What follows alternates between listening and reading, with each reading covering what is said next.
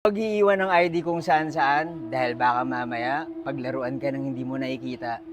Story time. Ang sabi nung nagkwento sa amin, naniniwala raw siya sa mga masasamang espiritu dahil siya mismo ay naka-experience na to. Ako sa totoo lang, ayoko paniwalaan yung mga ganito kasi ayoko i-manifest yung mga bad spirits. Ako nga pala si Buji at mahilig ako mag-story time. Kung di niyo pa ako fina-follow i-follow niyo na ako. Isa yung pangalan ng nagkwento sa amin at ang sabi niya, nangyari daw to sa bahay nila. Ordinaryo lang daw yung bahay nila, pero nagsimula itong mabalot ng kababalaghan nung tumira doon yung lola nilang sinasapian ng masasamang espiritu. Ibang kwento pa yon, pero nung bumalik daw yung lola nila sa probinsya, may mga naiwang elemento sa bahay nila. May nakikita raw na itim na bata, yung kapatid ni Isa, doon sa kwarto kung saan dati natutulog yung lola niya. At paminsan-minsan nalalaglag yung mga gamit nila kahit wala namang lindol o malakas na hangin. Hindi raw naniniwala si Isa sa mga supernatural beings hanggang sa isang araw nawala yung ID niya.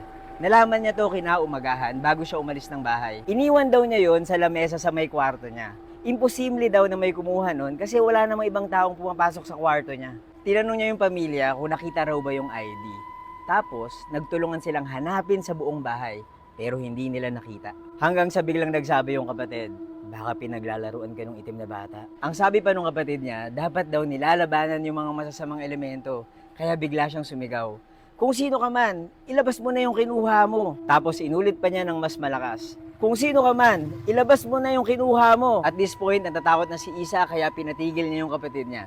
Tinuloy na niya yung paghahanap. At maya-maya, biglang kinilabutan si Isa sa nakita niya. Pagpasok niya sa kwarto niya, bigla niyang nakita sa lamesa yung nawawala niyang ID. Ilang beses niyang binalikan yun doon at sigurado siyang buong araw wala doon yung ID niya.